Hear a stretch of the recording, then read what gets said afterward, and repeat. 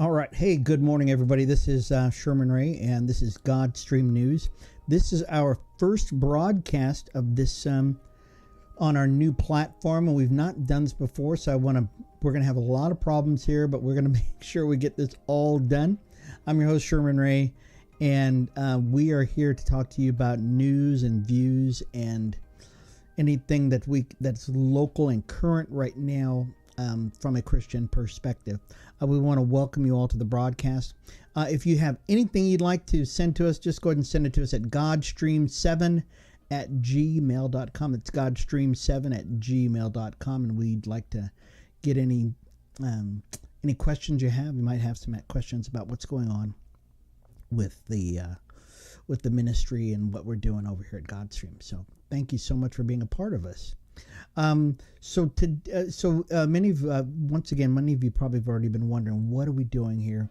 You've seen some of the broadcasts we've had here on Godstream before, and you've probably gone over to our website over at godstream.org, and you've seen a lot of videos, and you're probably starting to see a little bit of news. Well, one of the things we want to do is we want to be as current and as up to date as we can possibly be, getting news out to some of the people who have been watching us. We've got tons of videos on our website, which generally have to do with a lot of music, and we're starting to put some ministry stuff on there, a lot of Christian stuff, because that's really where we're all about. We're into Christian stuff, and we just want to make sure that we're starting now. We've been talking about getting this broadcast up, and so we're going to do that. We're going to probably be on for the next, half an hour or so. So go ahead and buckle in. I'd like you to subscribe to the channel. There's like a little subscribe button right here, so you can check us out anytime we're putting anything up. So we want to make sure that we get that up too. Okay. Our first story today is actually out of it's a big one, guys. Many of you heard about Gateway Church founder and senior pastor Robert Morris. He resigned, sent his resignation to his Texas mega church, launching an investigation into allegations of abuse from 35 years ago. This was an amazing. Morris, former advisor to President Trump, leader of one of the largest non-denominational churches in the country, was leaving after an Oklahoma woman, Cindy Clemenshire, shared a story of being molested by the pastor when she was a minor in the 1980s, and he has led this congregation since 2000. It's just a devastating story, folks. This is not a feel-good story. Pastor Robert has been a part of his congregation for 24 years, and in other reports, they said that during the time that this initially was brought to the attention of everybody, he was in his early 20s. She was a preteen at the time, and he had come clean, said that he had done it. He had repented, stepped down from ministry, and was restored after this failure in life, and now we find out that this I guess this has not gone away. It is one of the biggest things that is going to hit the airwaves here in the next couple of weeks. Now, Pastor Robert Morris, former Pastor Robert, 100,000 people in his congregation on a weekly basis. They touch 250,000 people. It's amazing. So this is a major attack on the house of God, and we've got to continue to pray for them.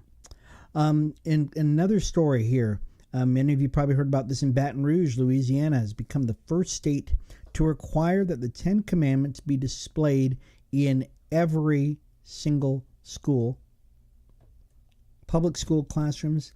And this is from pre-K to college.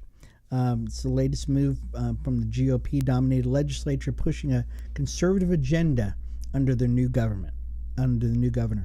The legislation that Republican Governor Jeff Landry signed into law on Wednesday requires a poster-sized display of the Ten Commandments in large, easily readable font in all public classrooms from kindergarten to state-funded universities. This is a great day here, folks. Many of you know that we as a country, that we have been founded upon Judeo-Christian laws and ethics, and so it is not surprising that that you would see that the Ten Commandments be displayed in a public school here in America, when many years ago the Bible was actually taken out of schools. Many of you know that the Bible was actually the first. If you were going to learn how to read in America in its early days, you read a Bible. That's how you learned how to read and write, was you read from the Bible, because our country was formed on Judeo-Christian ethics. Also in this article it says if you want to respect the rule of law, you've got to start from the original lawgiver, which was Moses, who got the commandments from God, Landry said. Opponents questioned the law's constitutionality and vowed to challenge it in court. Proponents said the measure is not solely religious, but that it has historical significance. In the language of the law, the Ten Commandments are foundational documents of our state and national government. This is going to be a hotly contested story, guys. I mean, it's going to be not just hotly contested, it's probably going to be one of the more... How would you say it? You're probably going to say it's going to be one of the more hotly contested stories that you're going to see in quite a while. In our next story, I'm going to see if this actually works. This one's actually online. I'm going to read from it online here. It's an Associated Press story. Governor Kathy Hochul of New York on Thursday signed a bill that would allow parents to block their children from getting social media posts suggested by a platform's algorithm, a move to limit feeds critics argue are addictive. Under the legislation, feeds on apps like TikTok and Instagram would be limited for people under the age of 18 to posts from accounts they follow, rather than content suggested by an automated algorithm. It would also block platforms from sending minors notifications on suggested posts between midnight and 6 a.m. This is a big move here, folks. It's a huge move here because if you've probably been on Facebook, you probably get suggestions all the time. And they're generally things that you don't even have no idea what it is. You really don't. Nobody knows what they are. You get these suggestions from... Is an algorithm sees that you like this, you don't like that, or sometimes what you see is that you see a post come up and you have no idea how it got in your inbox. How did it get in your Facebook feed? Well, by and large, your phone is listening to you, or something is listening to you, and you are all of a sudden you get this this thing on your Facebook feed from a website that you've never gone to, telling you that this is a suggestion to you. Well, parents in New York City are finally they're fed up with it, and they said, we are done with this, that we are not going to put up with this anymore, and we want this stopped. It's the first time that I've ever seen that New York has gotten something right, where they've said we are going to stop intrusive behavior by these platforms, these Facebook and TikTok especially. TikTok has been one of those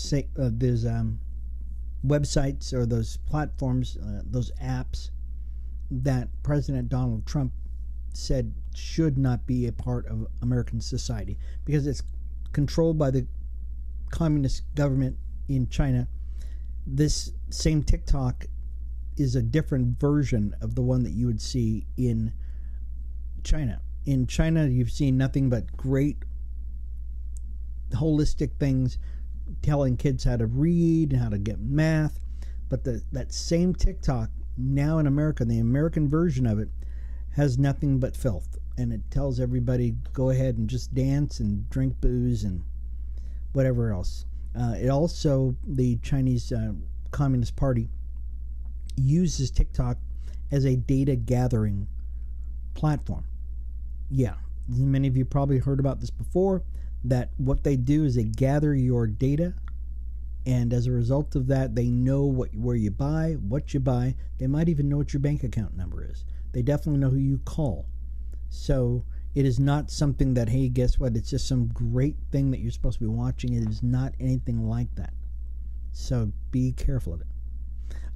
Many of you, this might be your first time you're watching this broadcast. I'm Sherman Ray, and I'm the founder of Godstream.org, and Godstream is a online platform where you can go and check out music and it's almost the Christian version of YouTube. And we've decided that what we wanted to do also is to start a news platform and utilize our platform to go ahead and check out what's going on in the world today. And so this is our first broadcast of Godstream News, so we're very excited about this. You can actually go and check this out. We're going to actually have this posted to our Facebook page, which is growing, our YouTube channel, which you're on right now if you're watching it. We encourage you to subscribe to our YouTube channel right now. We're also on Instagram. We're on X, formerly Twitter, and we will probably be launching a podcast, which will be another extension of Godstream. We are hoping at some point, folks, to have our own TV station, our own TV channel. So that has been a dream of mine since I was a kid, since I watched TBN when I was a kid. And they are celebrating their 50th anniversary now. I've been watching them since I was a kid, and I said, I would love to have one of those too, where we can have our own Christian broadcasting on it. So keep an eye out for that. And if you're somebody who's out there and you're saying, hey, you know what, Sherman, I believe in what you're doing here with Godstream, then go ahead and write to us at godstream7@gmail.com. That's godstream7@gmail.com. And we will definitely get a hold of you, and maybe we can collaborate and do some really cool stuff. So be looking for us. We'll be out. We'll probably have this broadcast every day, where we will talk about the news and current news and some commentary that is from a Christian perspective. So we hope you enjoy that. In the culture we're still culturally right now. There was a story that we were reading, and it's called it's called Drag Worship. Yeah, oh yeah. Queer faith and performance collide. This is a story out by the religious news organization. Once relegated exclusively to gay bars and nightclubs, drag is increasingly in the open these days. Yeah, this is amazing. At libraries, music festivals, and yes, churches now. Yeah, we didn't think it was going to happen, but it did. This is an interesting story. Clad in heels, lace, and a billowy white hairpiece, the guest preacher at Boise Unitarian Universalist Fellowship in Idaho approached the pulpit last August with markedly more sparkle than the usual cleric. Bonnie Violet Quintana, a drag artist and queer chaplain, had been invited to organize a drag-centric service and chose to conclude the liturgy, which had featured a drag queen singing songs from Mr. Rogers' Neighborhood, testimony from a drag king who survived cancer, and a drag performance to Florence and the Machine's Big God, with a sermon about sanctuary. Wow. So what we're seeing here is another invasion by those on the extreme left. Now, we thought that this was we thought that we would probably not we'd seen the last of the whole queer thing, the whole drag thing, when it hit libraries, but because they said to themselves, purported, they espoused the thought that, hey folks, we just want to be accepted as nice, normal people, and then they wanted to have marriage, and then they wanted to have their marriages recognized by the courts and recognized by your church, and if you didn't jump to their overtures of you wanting you to marry them, that they would sue you. And then we got Pride Month, which right now it started out as being a day, just Pride Day someplace, and then it went to Pride Week, and now it is Pride Month, where an entire month is devoted to what the Bible calls an abomination, what a Christian nation calls an abomination, and in some countries would be they're not treated as well as they are treated here in America. But Americans put up with a lot of what's going on from the gay lobby, the LGBTQ plus woke. I don't know what to say. Christians do not hate gay people, and I want to make that very clear. Okay, there is not a gay person I hate. There's not a gay person that any Christian, if you are a Christian, should ever hate. We hate the sin of homosexuality.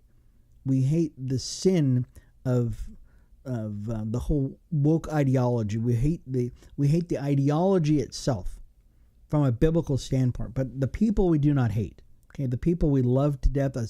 One of my best friends until he actually ended our friendship was a guy who he started out as a guy, just a regular guy. We used to play guitar together.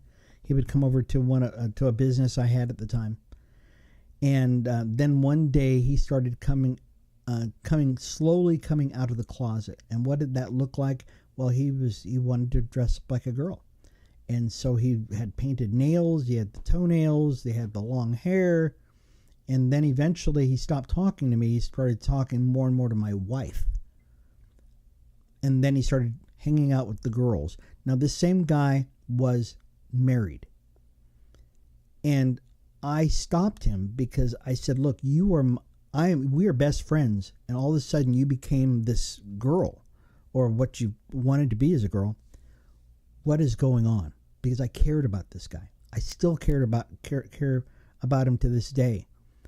He was married. He's not married now. It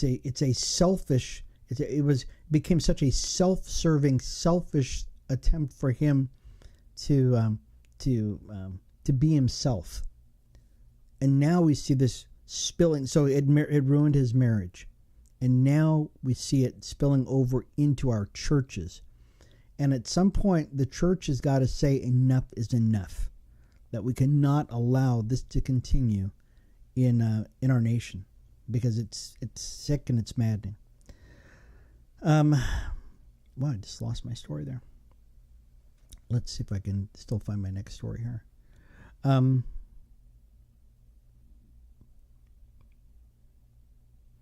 Yeah, let's go into a national story here.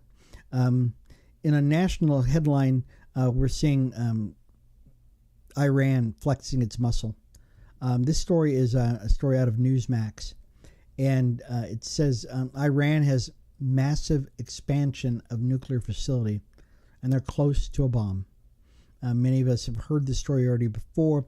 Iran is expanding a nuclear enrichment facility that could provide the country with the means to build nuclear weapons rapidly, according to a report from nuclear experts in the Washington Post. The expansion of the Fordo fuel enrichment plant, Iran's most heavily fortified nuclear facility, has been verified by inspectors with the International Atomic Energy Agency just a few days after the country formally warned the IAEA about the plans to upgrade the facility.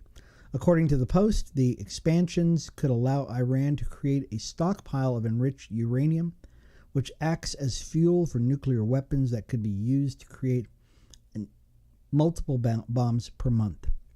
In addition, the facility's location in the mountains of northern central Iran, makes it naturally fortified against airstrikes and other attacks.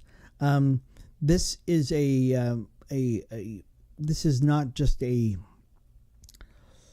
scary thing. This is a dangerous thing for the world. And even those people who live in the Middle East, countries like Israel and Jordan, Saudi Arabia, do not want Iran to get a nuclear device. They don't want them to, because they are the world's leading sponsor of terrorism. And they're going to use their muscle to destroy anybody and everyone. They're going to proliferate and spread their form of Islam around the world by force. And they're going to try to destroy what they call the Zionists around the world. First, namely, they've already declared that they hate Israel, and they're going to go after Israel. They call Israel the little Satan, and they call America the big Satan. So the Obama administration worked out a deal with Iran, saying, "Hey, we want to play nice with you. Let's everybody play nice."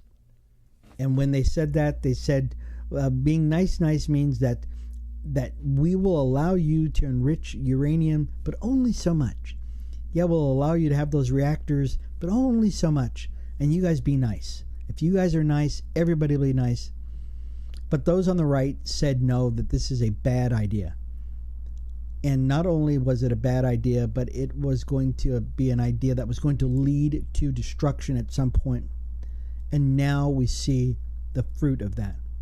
The Trump administration, when it came into office, rescinded the Iranian deal that that the Democrats had penciled into law. And Iran not only was being bankrupt because of the policies by the Trump administration and the conservative wing of Washington, but they couldn't barely sell oil. They were going broke. They couldn't spread their terrorist ambitions around the world. And then when the Biden administration got into office, they rescinded all of the Trump era policies and restarted negotiations with Iran. Probably one of the stupidest things that ever could have happened to a country. That the Biden administration foolhardily went back into bed with the devil and believed that the Iranians were going to do something other than what they are doing right now. They're doing exactly what they said they were going to do. They are hell-bent on trying to destroy the world. And as a result of it, we find them now saying, "Oh yes, well, guys, sorry, you guys were stupid enough to believe us." And so we're going to ramp up our production of nuclear grade, weapons grade uranium, and we're probably going to use it. So what is America going to do? That's the question. What is America going to do now that they see that Iran has stepped over that nuclear threshold? It is going to be so we don't want to speculate, but I could probably guess what's going to happen next. This is not going to end well.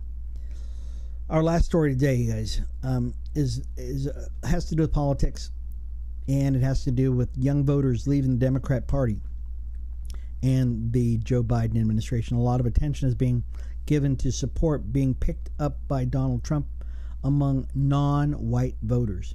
But the change taking place among young voters is even more dramatic. In the election of 2016 and 2020, Trump was soundly defeated among voters 18 to 29 years of age. The Daily Signal, and this story is by Star Parker out of the Daily Signal. In 2016, Hillary Clinton defeated Trump among voters 18 to 29, 55 to 37%. In 2020, Joe Biden defeated Trump in the same youth demographic, 60 to 36. That's amazing. So they gained seats. They gained voters. However, a new Quinnipiac poll shows Trump leading Biden by 1 point among voters 18 to 34. Now, this is something that I think a lot of people didn't bargain for. They didn't bet on. Is that the Trump administration not only would gain ground, but gain significant ground to the point now where they're leading. So in 2020, Joe Biden defeated Trump in the youth demographic 60 to 36, and now they are not only are they tied, but Trump is ahead. And that's an amazing statistic. Wow. Per Gallup, favorability, non-favorability ratings in October of 2020 prior to the election, 58% of those 18 to 34 rated Biden favorably, against 38% who rated Trump favorably. However, in the same poll done by Gallup last month, Biden's favorability among those 18 to 34 was down to 33%, and Trump was up to 46%. These are amazing, folks. This is an amazing story. We will link to this on our website at Godstream.org, and you can check this out. We're going to, and we'll also link to this on our Facebook page where you can actually see this story. I just went to a meeting that was talking about the shift in sentiment and sentimentality in America after 4 years now of being under the Biden rule. We call it Bidenomics. And even my own grandchildren said the same thing. They said that, you know what, Poppy, they call me Poppy, is that during Trump's initial phase of being in office, everybody hated Trump, all these young guys. And my grandson's he's still in his teenage years right now, but he's just about getting out of it now. So 7 years ago, they hated Trump until Biden got into office. And now they're saying to themselves, what were we thinking? What were we thinking that we thought that Biden would be a great choice? Man to the man, people are saying to themselves, we cannot believe that we voted for Joe Biden and thought that Donald Trump would be something that we just wanted to never see again.